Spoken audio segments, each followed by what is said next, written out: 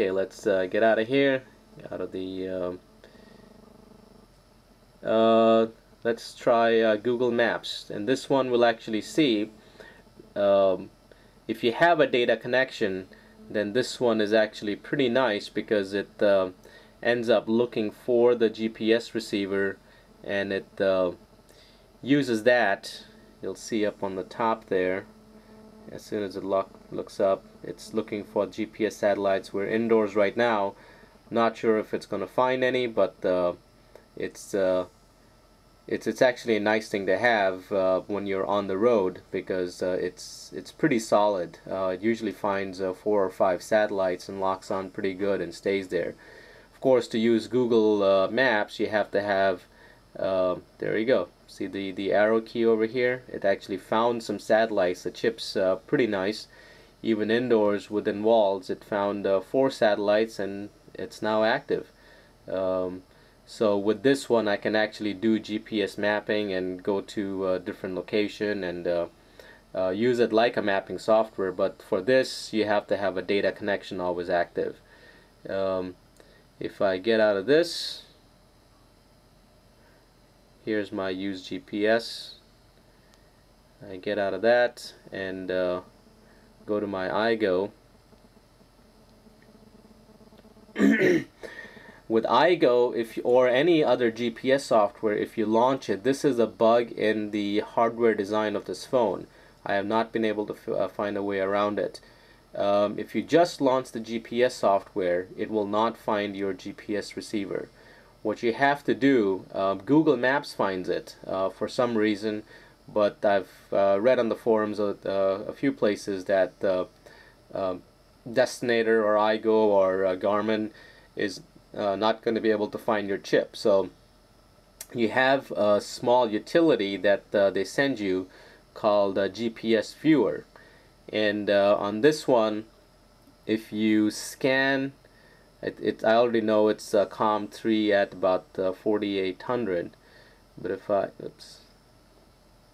I hit my scan, this is for the first time, very first time that you have to do. It's looking for all the comms, and it finds the GPS on COM3. Take a minute for it to scan through the other ones.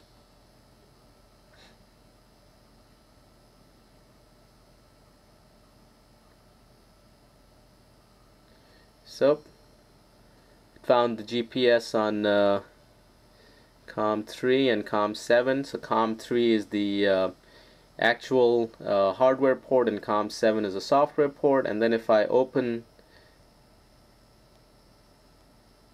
GPS, it starts receiving the signals. There it goes. There it's communicating now with the actual chip. I get out of here, and then I launch iGo. It will then find my GPS hardware. For those of you who have not seen iGo, it's a very nice piece of software.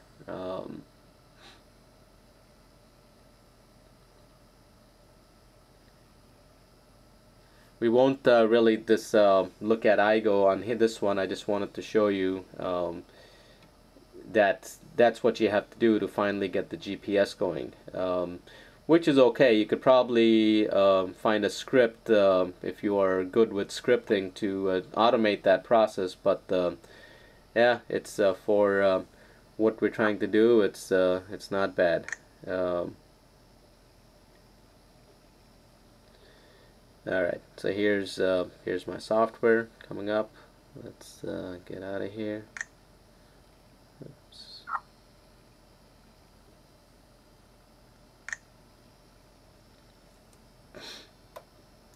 Okay, biggest pain in Windows mobile phones.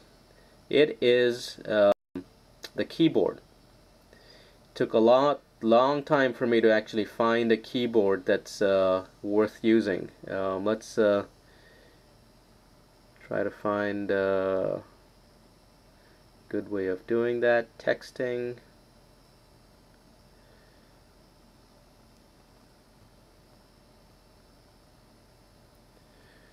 Okay, this one you think looks pretty good, but let's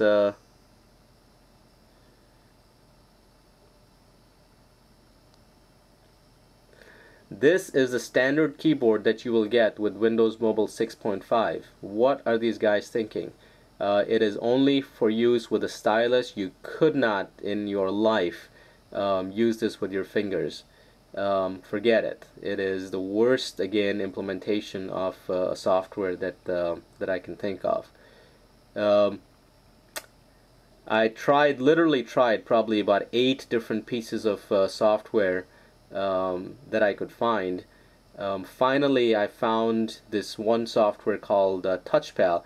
So I've tried SPB keyboard, I've tried the Resco keyboard, I found a couple of homemade developed softwares on XDA forums, and none of them work as well as TouchPal. Just to give you an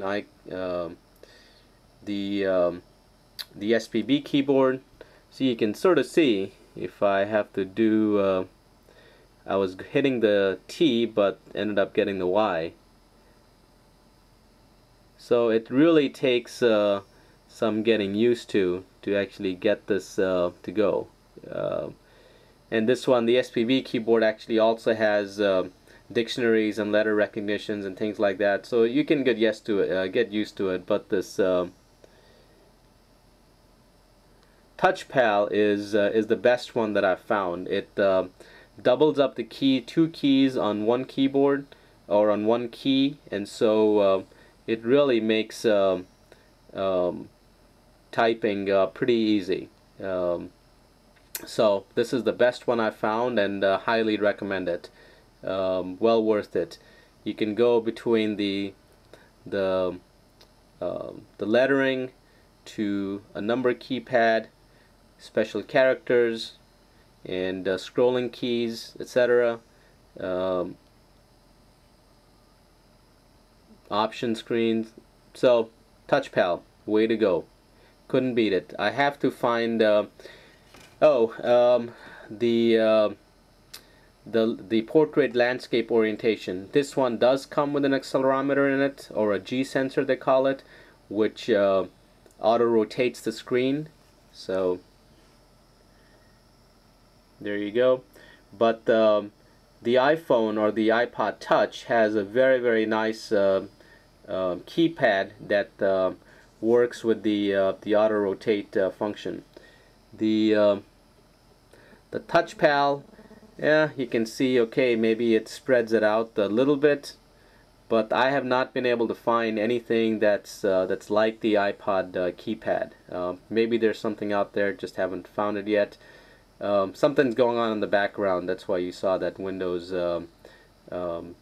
busy sign over there. Maybe it's downloading data. Okay, so that's it on that one.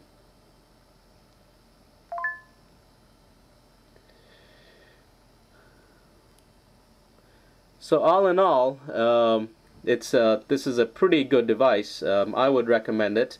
There are a number of sites that are selling it, the Sunno HDi. I got it from fastcardtech.com. Pretty good site, very well laid out. The guys are almost always on there for support. You could email them. The email response I've seen is usually within 24 hours. Or for about 12 hours of the day, there's somebody live on the website to answer your questions. So that's it for this review.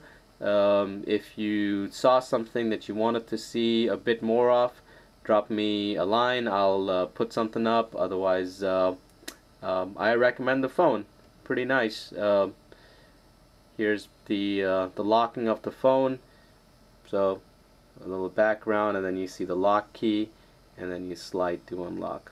Yeah, nice. What could you get better than this to impress your friends? Thanks for watching.